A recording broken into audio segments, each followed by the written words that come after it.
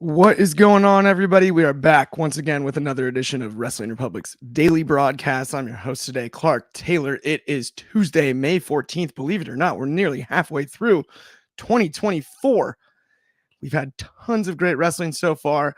More in the future. We had Monday Night Raw last night. We're going to get into all of that today on a Tuesday.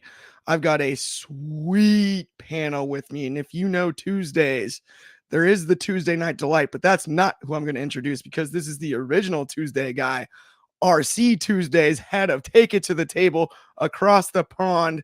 My fellow RC Chaos, what's going on, dude? What's good? What's good, everybody? It's the return of RC Tuesdays. It's been a minute. Shad took my spot, but it's all good. You're doing a great job, Shad. But obviously, the original's got to show you how it's done. No, I'm joking. But yeah, I'm here to talk about Monday Night Raw.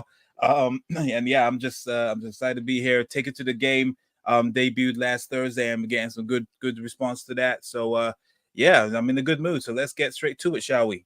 Absolutely, yes. And if you haven't seen Take It to the Game, it's an excellent episode. It's awesome. It's cool as could be. It's just as good as Take It to the Table, maybe better. I don't know. It's not really about that.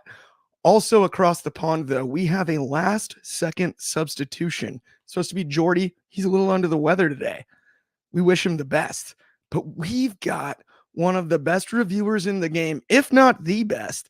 Ooh, sorry, Kobe. I didn't mean to do it like that. But across the pond, David Sheldon, what's going on, bro? Thank you so much for filling in last minute. That's all right, my friend. Not a problem at all. Why am I so uncentered? Oh, he is now. You're perfect. Hello. Really excited to be here to chat Monday Night Raw. A good show, I thought, with some issues, but overall a pretty good episode. Always the King of the Ring is always fun. So let's get on with it. Absolutely. Let's get into it. We got a bunch of comments already. We've got David Modge with "I can't believe Yeet took out Dragunov main." Ruben Barber with "The world wanted to see the Mad Dragon versus the Ring General. Not Mr. Yeet. That's a more championship quality match than the one we're going to get next week on Raw." We've also got David Modge with "Yeet, Yeet, Yeet." And then he said, "So would you say the Wyatt Six are going to be..." Oh, we'll talk about that later. He's got his twos up, though. And then speaking of having his twos up, who wrote that song, Chaos? Wrestling Republic. Who was that? There's someone that just pretty much just whiffed it. Not whiffed it, just freestyled it, and it just, it's an unknown person, let's just say, but whoever did it is obviously elite. Let's just say that, An elite producer, uncredited elite producer. And then he said, "I couldn't believe that McIntyre and Damian Priest segment." We are going to get into that with our first topic, but I am also going to read a couple comments from Instagram. More people asking about the Wyatt Six. We might actually address that later if enough people ask the same question. Save that match for Bash in Berlin. Real Jason for sure added on Instagram, "Save the Dragunov Gunther match for Bash in Berlin. Roof will blow off the arena. Dragunov versus Gunther." Yeah, I think it can blow off almost any arena, but Bash in Berlin, that will be roofless by the end if that's where we do this. But let's get into that McIntyre and Priest topic. This is interesting. Did Damian Priest turn babyface officially last night or no? Is this just another tease on that? I liked the promo segment pre-show. David, you and I talked about it a little bit and said both of us had kind of the same thoughts on good, pretty good, better than average, but not like blow your head off great. What were your thoughts on it? And then we'll get to you, Chaos, for sure. Well, I thought this was a good opening to the show. I was surprised actually when I saw this was what Ben led his very good Allison analysis show with. His headline was, "Did Damian Priest turn face?" I never saw Damian Priest turning face in this segment at all. I just saw it as telling Drew McIntyre some home truths a little bit. I think it's a tease, certainly, but I don't think that this was anything near to a full-fledged face turn. It might just be another step if that's where they want to go. I thought Drew was really good in this segment. He always is. I thought they made some really good points, both of them. It's nice to see when two people are both... I mean, Drew is a hypocritical heel, but has a reason to be angry. Priest is telling the truth as well. Damian Priest very much has the vibe of Razor Ramon in his promo style. I'm going back and watching, aiming to watch every single episode of Raw ever over the summer to see how far I get. But I've just started now in '93, and having listened to a lot of Razor's promos, and they have very similar cadence. And sometimes I think Razor was always quite an inconsistent promo, and I think Priest is as well. Sometimes he's really on it, and sometimes he's not quite there. For me, he had bits of both here. I think there were some lines he really nailed, and some bits that came across a little bit stilted. But I do think that this is a good match. I think this will be a Clash at the Castle match. To be honest, I would surprise me if that's not where they go. If Punk's not cleared to come back yet, so I think there won't be a world title match at King of the Ring. I think they've got Cody and Logan. They don't need Priests, especially if they're trying to keep the cards down. So I think they'll do this at Clash at the Castle. I think this will be the start of a build for that. But yeah, good segment. Did its job. Nothing that's going to shake the ground. Nothing entirely new being said here, but well delivered and mostly well delivered, and furthers this story, I think, in advance of where I think they're going, which is Clash at the Castle. For sure. And especially, I love that you mentioned Razor. And I actually want to ask both of you guys this question before Chaos. I ask you about last night's promo. I actually always felt like Scott Hall was the better promo than Razor Ramon. Razor Ramon was a great promo, but Scott Hall was the better promo. And to your point, just to clarify, David, would you say you see more Razor, or are you seeing all of Scott Hall when you're talking about Priest? I see more Razor in Priest. Same. Than Scott Hall.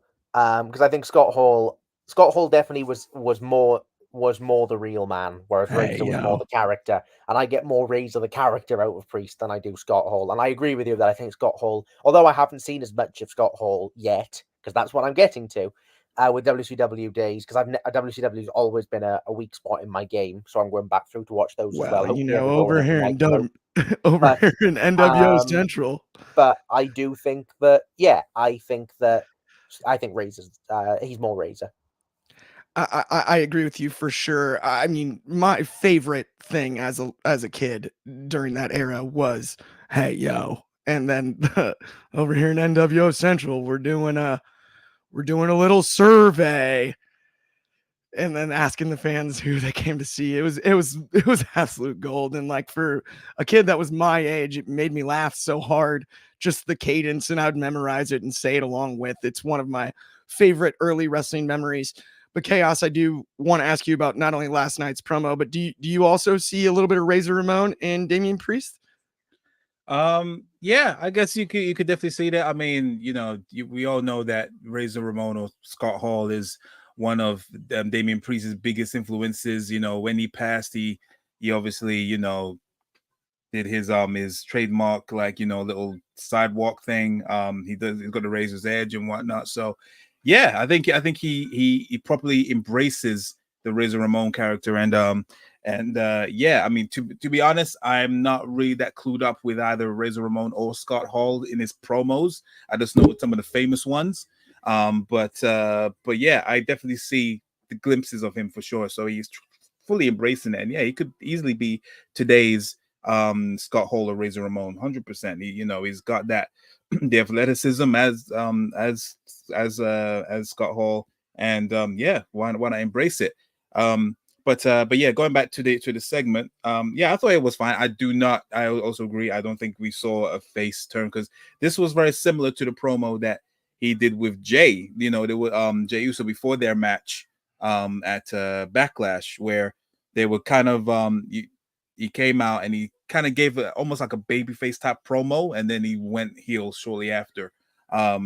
So yeah, I think it's just doing a tweener thing, and probably all just subtly testing the waters in this case. But yeah, I don't think it was a full babyface turn, especially with what's happening with the Judgment Day as a whole and with the backstage segments. But yeah, obviously that thing is coming. I also agree with David. I think we are going to get Damian Priest versus Drew McIntyre at Clash. It's only fair. Punk will be at Clash, but I don't think he's going to be cleared. I think they're saving that for SummerSlam. in my opinion, and rightfully so. Punk will probably cost Drew again the title at Clash. Soul is gonna flip his lid, and I'm here to see it. But yeah, and then we're gonna get the match in Cleveland, and that's gonna be one of the main events, for sure. So yeah, all in all, it was fine. I didn't think it was stilted or whatever. It was definitely one of his stronger promos for sure. This whole thing, and he laid out facts. It wasn't like a cheesy babyface promo. He laid out facts to Drew. Was just like, you wanted me to wait for you to be champion to cash in, which I did. All this kind of stuff. It's a hypocritical piece at POS.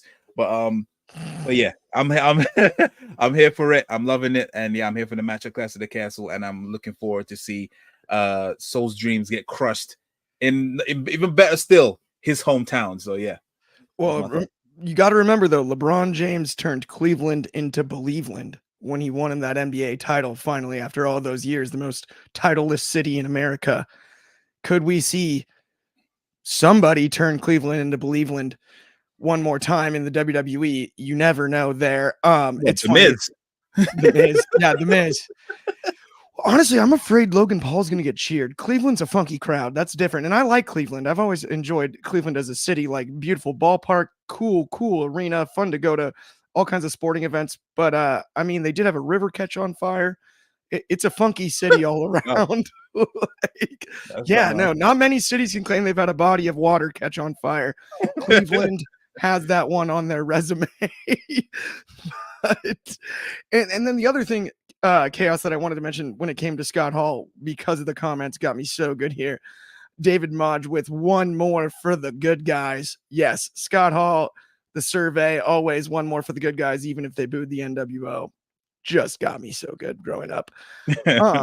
But let's move on. Let's talk about the Queen of the Ring part of this equation from last night, because I thought these matches both delivered. We had Io Sky and Shayna Baszler, absolutely off the charts. Io Sky, former champion, goes over. We have Lyra Valkyria and Zoe Stark. Valkyria gets the victory in this one. And then even later in the night, we have a promo segment with Stark and Baszler where they kind of teased going back to Tuesday nights. And, we might discuss that again on Off the Air tonight with me, Shot, and Drizzy. But David, I got to ask you about both matches, your thoughts on the performance there, but also the idea of potentially Baszler and Stark headed back to NXT, maybe even as a team. Well, look, I mean, I have always been a huge Shayna Baszler fan from her NXT days, and I loved her character. Even though I wasn't in the NXT days, I wasn't watching. Bray brought me back with a Funhouse in 2019, so I only really caught the tail end of Baszler in NXT. The start of it, I've kind of only been able to catch up on some things, but I love a bully, and I think Shayna was one of the best bully characters in wrestling.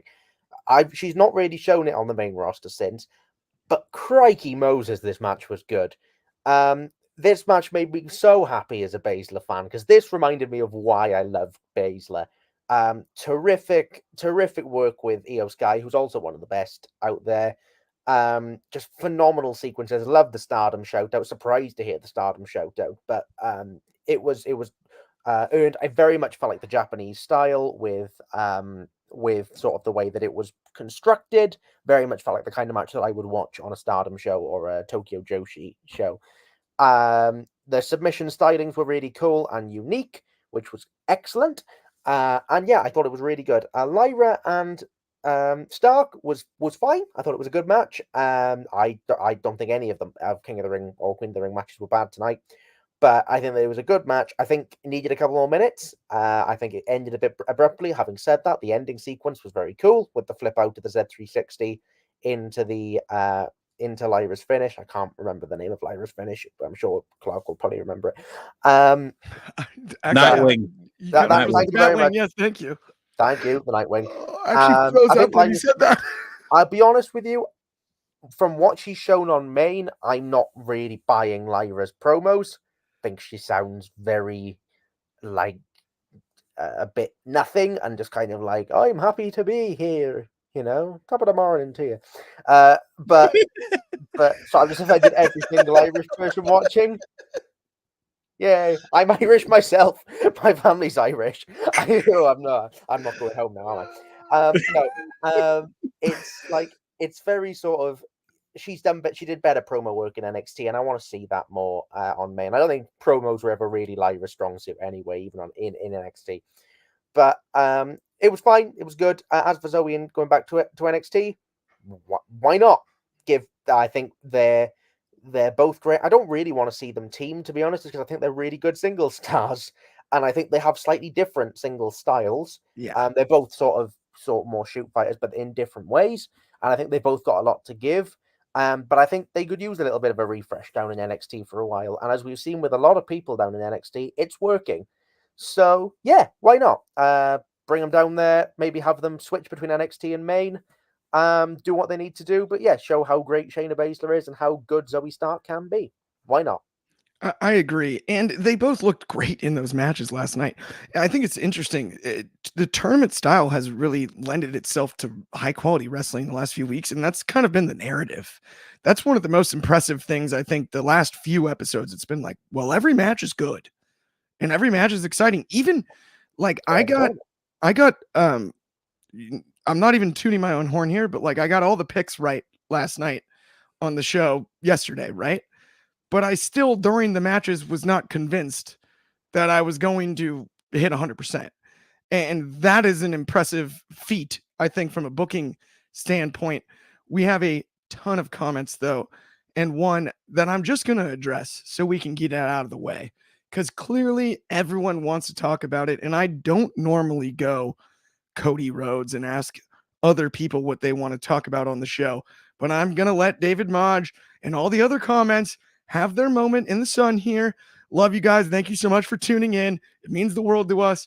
But all these QR codes are because of Uncle Howdy and the Wyatt Six. Yes, they are. To be totally honest, I barely know how to use a QR code myself. If I go to a restaurant where the menu is on a QR code, I'm reading a friend's phone to pick what I'm going to order. So Clark I haven't is stressed. any of the extra QR codes. I'm not even totally sure what's going on, but I will admit the Wyatt Six could be anything. Chaos. Who do you think is in the Wyatt Six? Give me a breakdown. Oh my gosh, I could just going back to the QR code. I could just imagine you seeing the QR code, and then you know when with the Windows PC where you get the blue screen of death. That's your brain, like you just completely just break down. The spinning wheel on the Mac. Just Pretty like, much, no, just buffering and nothing's happening. Where's the menu? Yeah, Wyatt Six. I'm liking this thing, and I'm actually happy that they are finally actually acknowledging it on TV. I think Cole was the one that was just like, there's another thing happening there again. And then Pat McAfee did his usual spiel going off script. Yeah, I'm here for it now. The Wyatt Six is obviously, I think, definitely Bo Dallas, Eric Rowan, Alexa Bliss, Braun Strowman somehow, because right now I think he's just floating, even though he's in segments, and right now he's doing a whole bunch of nothing. It's just whatever. And then Nikki Cross. I don't know who you would put and Joe Gacy. That's it. Yeah. No. Don't put no one else in there. Don't put like no Dexter Loomis. Like, as much as I'm wondering where the hell he's in purgatory right now. But yeah, I think that's the perfect mix. And yeah, that's my thoughts. Yeah. I mean, I personally David, would like who do you got? I personally would like Loomis in the Wyatt Six. A, because I really like Dexter Loomis, and I think he's great. Just done a bunch of nothing. But B, the QR codes have very much been teasing this idea of the rejects.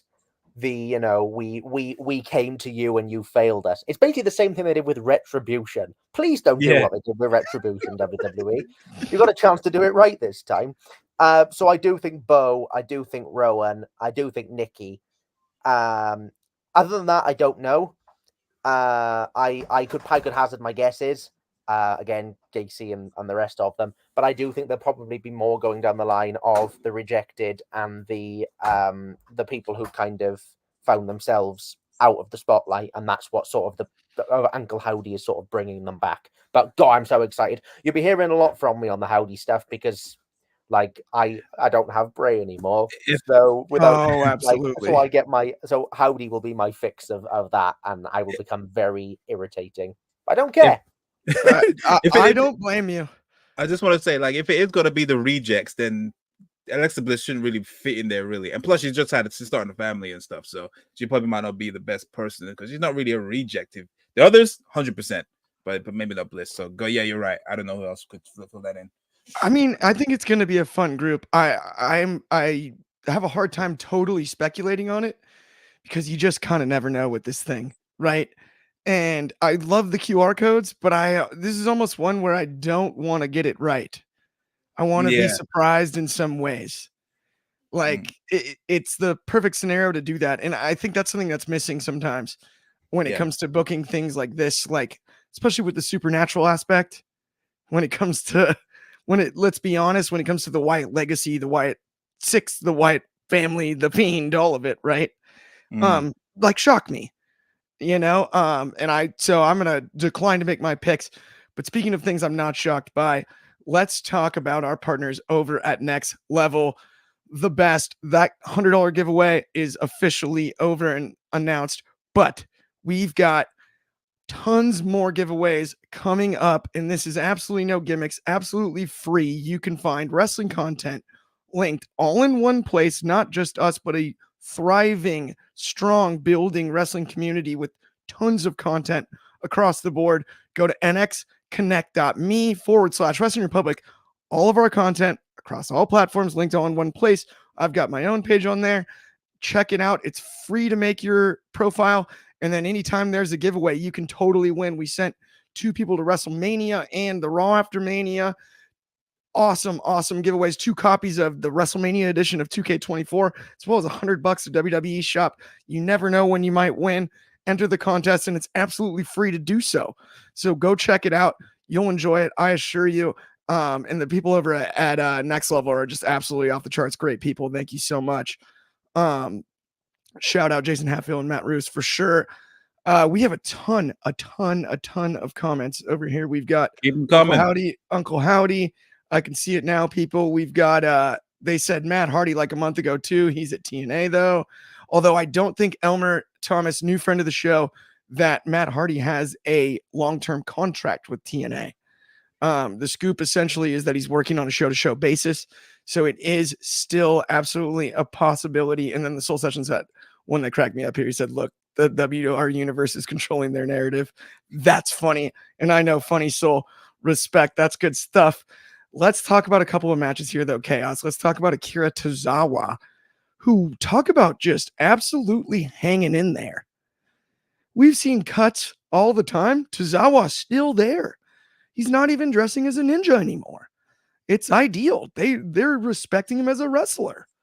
He's wrestling matches on Monday Night Raw. The guy is a survivor. Legitimately, like, he's a survivor. You got to give him credit. One thing he did not survive, obviously, was that splash from the big man Bronson Reed. Not last night. Probably not anytime in the near future. And speaking of big dudes, we had Otis, or the artist formerly known as Otis, taking on Sami Zayn. Sami Zayn wins it with a hell of a kick. I liked it. Otis as a heel, though, it makes me so sad. Makes me so sad. Sorry, I sound petty when I say that, but it makes me sad. I want to root for Otis. He's fun. I like Otis. But either way, 2 fun matches last night, 2 interesting matches. Chaos. What did you think about them? What do you think the future is for Reed? What do you think? You think Reed Intercontinental Championship picture against Sammy? Is that what we're looking at? I guess so. I mean, nothing against Reed. I love Bronson Reed. I love the presentation. They really they're putting the engine behind him, and I'm here for it. I just still think it's got to be Gable. I just don't know why they hold it back on it, but obviously they're having their match at what's the next pay-per-view? Great Balls of Fire. King and Queen of the Ring. That's the one. King and Queen of the Ring. Yeah, they're having it there. It's not Backlash. Not Backlash. No, we're gone past that. Used to but be. Yeah, we all know that Sammy's going to win that match. But yeah, regarding the whole Alpha Academy downfall, I'm loving it. I'm definitely loving it. The segment at backstage when Chad Gable was giving the roast of all roasts to both Maxine Dupree, Otis, and Tozawa. But that line when he went to Ivy Nile was just like, why are you wasting time with Taylor Not So Swift? I mean, like bars. Come on now. He's just killing it with those dingers. But yeah, I'm here for it. As soon as it was Tozawa against Reed, we all knew who was going to win. Especially when it was Sami Zayn against Otis, we all know he was going to win. And yeah, it's ultimately going to be. It looks like they're still biding their time with Gable, and it's after King and Queen of the Ring. It's going to be Chad Gable versus the Alpha Academy, pretty much, which I'm here for. Him against Otis and Tozawa will be fun. Because we all know Tozawa bumps like hell. That tsunami was absolutely amazing. But yeah, I have no complaints. I still think that Chad Gable is meant to be the next one in line to win the championship. So I think, yeah, let them ride out this thing with Alpha Academy by this time. Maybe Chad might get his win at SummerSlam, maybe. But yeah, I'm still here for it. I'm loving this heel Chad Gable. I'm absolutely loving this. Is this best work. Much better than Shorty G, that's for sure. Shorty G was brutal. Shorty G was brutal. Shorty G came about as a result of one of the last King of the Rings. That was King of the Ring 2019. Shorty G was I gotta say though, my disappointment only lies in like the pump up stuff for Sammy was so good on the babyface side. Like it seemed petty I would almost have rather somehow Sammy gone heel than and keep Gable as the babyface chasing him.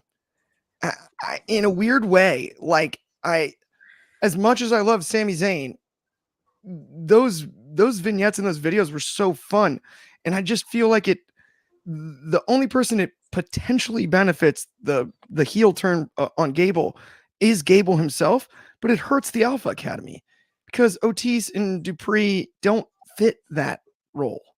They don't. That's why I can't see them staying in it for very long. Yeah, I do think they're gonna turn. They're gonna carry on as faces. And Gable's gonna go off on his own. That's what I think is gonna happen. I feel like definitely there's gonna be a new Alpha Academy. He's gonna kick them out of the academy because that thing is still over like Rover. Like and so I think definitely I think he's gonna do a new Alpha, and it's obviously gonna include the Creed brothers, which I got a little gripe about that right now. Well, we'll get into that later. But yeah, it's that's why I feel. I think they're gonna re-energize that, and then Chad Gable definitely thrives when he has a faction behind, especially when you're a heel. You need some backup. You know what I mean? So to be taken kind of more seriously, more momentum. So yeah, that's how I feel about it. That makes a lot of sense. And a new academy would be the Creeds, right? Mm-hmm. The Creeds are logical there. That's a perfect fit, and especially as heels. David, though, I got to ask you about Becky versus Dakota Kai last night, because this really wasn't about Becky versus Dakota Kai last night. This was a DQ finish, shenanigans, all kinds of shenanigans, damage not being controlled but inflicted. And we've got Io Sky out there squaring off against her opponent for the Queen of the Ring. But to me, this whole thing was about sneaky Liv Morgan. Sneaks in, gets her shot in on Becky Lynch. Morgan versus Becky, clearly on the docket down the road, David. I got to ask you about the match, obviously, but all the fallout, a lot of different story points trying to be connected at one time. It was a little hard to follow, but not really. Yeah. But I could see how if there was a complaint, that would be it. What are your thoughts? I thought I'll start with the matches because that can be spoken on quite quickly. It was fun because both women are really good wrestlers, but it wasn't about the match really. It was a good match to get us to a DQ finish, which fine. The DQ itself, like I said, a bit cluttered. I do think obviously we got Becky and Liv. I think that story is being built fine. Right now, I don't think it's as hot as it could be, but I think it's being built fine. I think Lyra and Io will be great next week. because both women are great, and it'll be a great test for Lyra because I'm assuming she's probably going to lose to Io. And so I do think that will be good for her. Yeah, not a lot to say really. I mean, Ben critiqued it in his Allison analysis by saying there was no story. I mean, it furthered a story though, so I don't really care. It was what it was. It was a good match. Right, I am going to talk about the segment before it though, with the backstage bit. So you had Lyra backstage doing her old, I'm just happy to be here, yay, sort of Irish shtick. Then Becky came in and said, "Great, thank you," and left to the left of screen. Then Liv came in and had a chat, and then got punched out by Becky from the right of screen. So how did that happen? Just walk behind the back of the camera. That is a good eye. I didn't even She just wandered around the back. Also to give. She potentially go behind a green screen and sneak attack. Punch. Such a odd punch. It wasn't like a stage comp, a proper wrestler. It was just sort of a under the. There was no sound. Was meant to be a slap and missed, or whether it was just like a. But anyway, regardless of that, and very silly staging, it was fine, all fine. Not the most interesting angle on the show by any means, but sets up the next few weeks just fine enough. Yeah, David, that is absolutely fascinating. That is a great eye. Chaos, I'm not sure where you disappeared to, but we will hopefully see you very shortly. Actually, I know exactly where he disappeared to. He is taking care of his children, likely. Are you back? Yeah, I'm here. Okay, good. Yeah, just making sure. No worries. He's being a dad, guys. It's the most important job there is. Sometimes. It's all good. It's all good. Okay.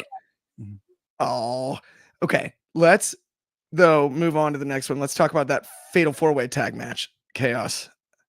We got AOP. We got the Creeds. We got the Judgment Day, Balor and McDonough. So part of the Judgment Day. And then we have the new catch redacted. Pete Dunne and Tyler Bate. And this is the number one contenders match. And who is it going to be? It's going to be the Judgment Day. It's going to be the Judgment Day. Chaos. Again. But why? I mean, wait, have they had their rematch yet? I can't remember if they had their rematch. Oh, they have. No, yeah, they just want a new rematch. It's a different part of the Judgment Day. It's like they're like the Spirit Squad at this point. I mean, just give you a new pair if they lose. It was a subtle twist. And I completely wrote them off to think they were going to actually win. But my gripe with this thing, especially with my theory that the Creeds are going to be potentially in the new Alpha Academy, they were just thrown into this match with no momentum. Like, they've been gone for a number of weeks, and they're meant to be one of the. In theory, this should be one of the favorites to possibly be the number one contenders. They've always put on great matches, and it's one of the things where they show up for a couple of weeks and then they fall into obscurity and then they show up again. I mean, what made them actually warrant to be in this number one contenders match in the first place? But yeah, the match was fun. It was as you can imagine. It's four great teams in there. But obviously the fact that they threw Creeds in there and then it would have been a nice surprise for them not to be around for even longer. And then when they do introduce the new Alpha Academy, that's when they come out and be in the hills. But they were just being regular Creed brothers, and yeah, if they plan to make the new Alpha Academy in the next number of weeks, it kind of makes it a bit non-believable. Like if they do turn heel, because it would be just so 180 out of nowhere. Sorry, but yeah, I did not expect Judgment Day to win. But I'm here for it. I'm hoping that they don't retrieve the tag team titles, even though I'm really over the Awesome Truth being World Tag Team Championship champions. Even though that segment backstage was funny as hell. I love R-Truth. R-Truth is just elite. But yeah, I'm looking forward to it. I just hope there's a more dominating team that's not AOP to become the next Raw Tag Team Champion. So we'll see where it goes from there. No doubt. When you could tell Lil Man was upset about the Judgment Day getting the win last night as anybody else, you could tell he was like, he heard it and was not happy. We also have maybe the funniest comment I've ever seen over on Instagram from I am DeMarcus23, which said, during your entire spot there, Chaos, he hot and is he single? ? The answer is no on single. As far as I know, but yeah, that's big ups, Chaos. You're looking good today, I guess. I guess. What the hell? Crack me up. I'm sorry. Like that is, you don't see that one every day. No, in the wrestling show. God damn. Calm yourself. This show's PG, everybody. Calm down. This is totally PG. Okay. Let's get into the men's side when it comes to the King of the Ring matches, because these were pretty outstanding. We had Gunther versus Kofi, as expected, absolutely entertaining. Predictably, in my eyes, Gunther goes over, but that doesn't make this match not valuable. I really did truly enjoy it. I'm hoping there's a rematch where it feels like there's a chance Kofi can win. That to me is something I would want to see down the road eventually in a different scenario, in a different setting. But Gunther gets the victory there. I know, and the internet was on fire with this one. A lot of people wanted to see Dragunov Gunther. I get that. The rematch. I understand the history, the value of the history, how outstanding and sublime the matches that they've put on day in and day out. Every single time they've been in the same ring together, it has been off the charts. It's been sublime. I don't even know if a semifinal match would do it justice. And so I'm going to go there first. That's why I think Jey Uso went over last night. I believe Jey Uso went over last night because people realized in creative, this is a pay-per-view match. And it has to be a pay-per-view match because it's a blood feud. It's so much history. This is a story that if you just let it happen on Tuesday or next Monday night, only satisfies a certain portion of the audience, ones that know the history, the hardcore fan, right? If we want to get everybody involved, we can tell this story over time. Let's make that happen. I loved both of these matches, and I still love Gunther versus Jey Uso. And I think Yeet's a little corny, but I love the matchup. David, I'm going straight to you first. Your thoughts on the men's side of the King of the Ring bracket, and has your pick for the winner changed or remained the same throughout the tournament? That's a question I'm going to ask both of you. So I will talk about the matches first. I'll start on Gunther and Kofi. Gunther is the best wrestler currently walking this earth. This match was brilliant because Kofi is also great. I really like they did a count out spot. I think this has become a fun thing with Gunther. The fact that he can, like, that was his weakness, was losing to Chad by count out, and now that's become a nice little recurrent. Then we can run through matches. It was great. Injuring Gunther before the match made sense. They're bringing back Gunther, targeting Kofi's back made sense. Great finish. Love Gunther can win with the Boston Crab. Some really smooth sequences. Just the miss out of the Trouble in Paradise straight into the powerbomb. Fantastic stuff. No complaints anywhere in this match. Dragunov and Jey was good. It was a good match. I wanted a couple more minutes, and I also wanted Dragunov to look a bit stronger in defeat. I was a bit frustrated Jey kicked out the H-bomb.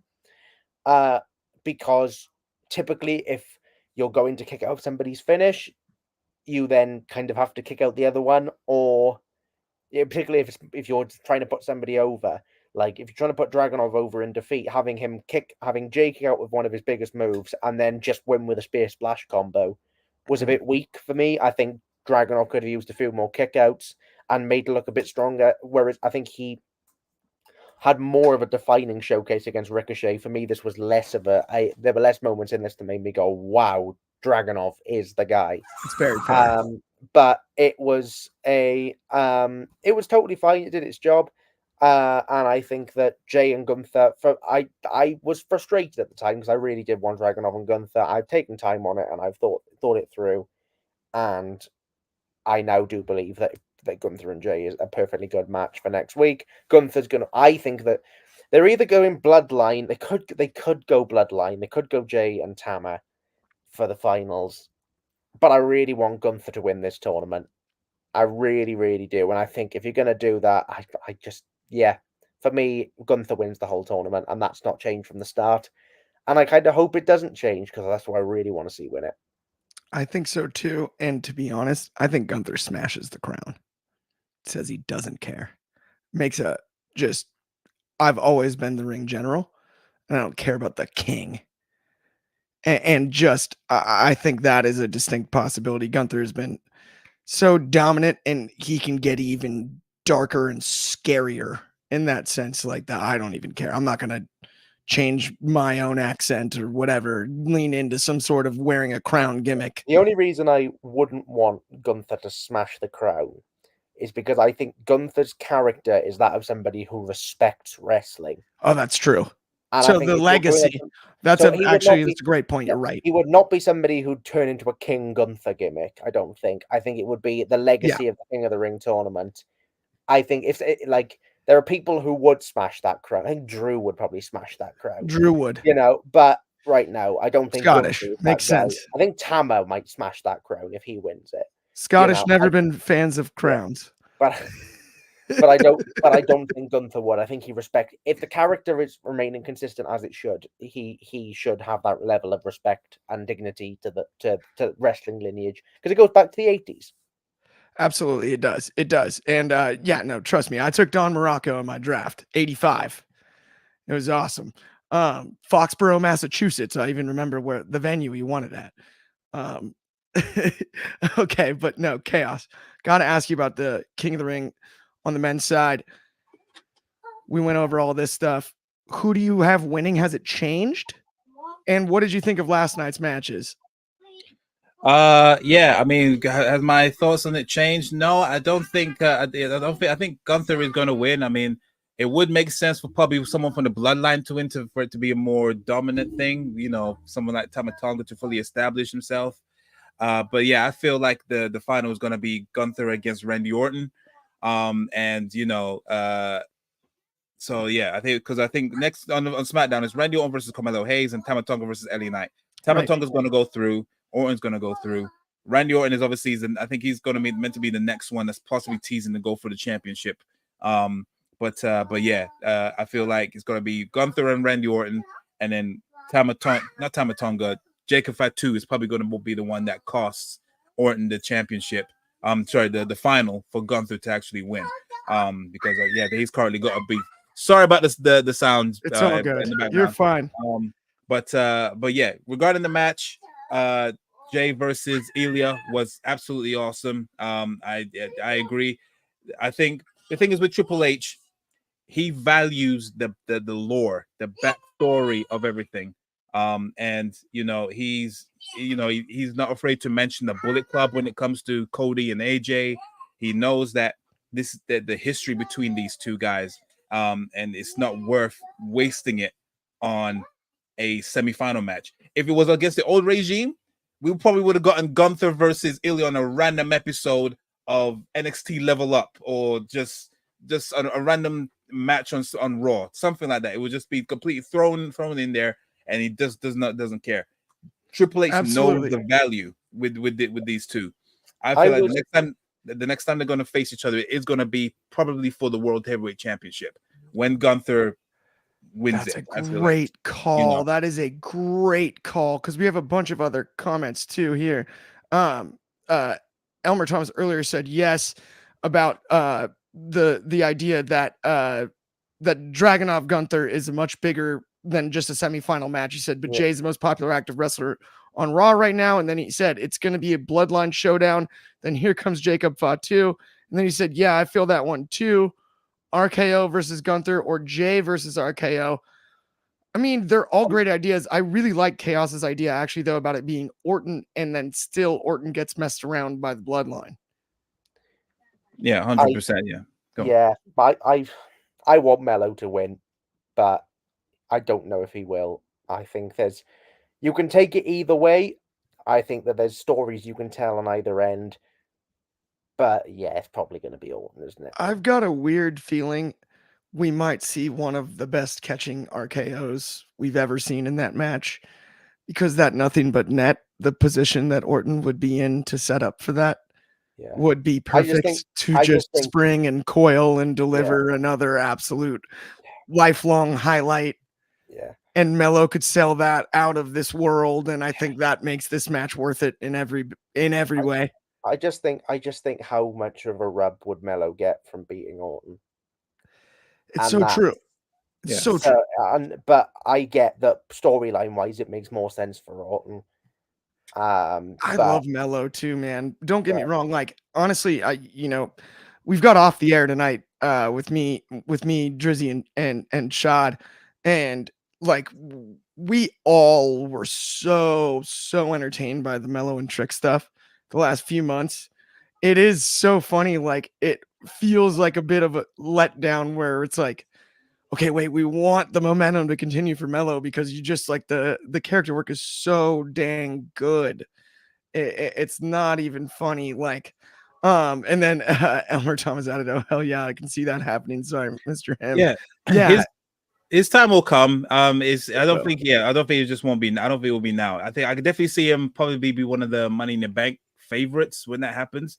Yeah, he could definitely be in the Money in the Bank to possibly win it. But yeah, his time will come. He's young. I don't think he's gonna be. Or it's just too soon. It's too soon, because especially when you're just bringing all these NXT people up, and like they've got a whole lot going on for all of them, and you can't really put the rocket on every one of them. My argument against that would be, and I'm sorry, but I know we're gonna wrap up. You're good. My argument against that would be when Kevin Owens came in 2015 and faced John Cena. If John Cena had battered him and just gone, well, Kevin's time will come.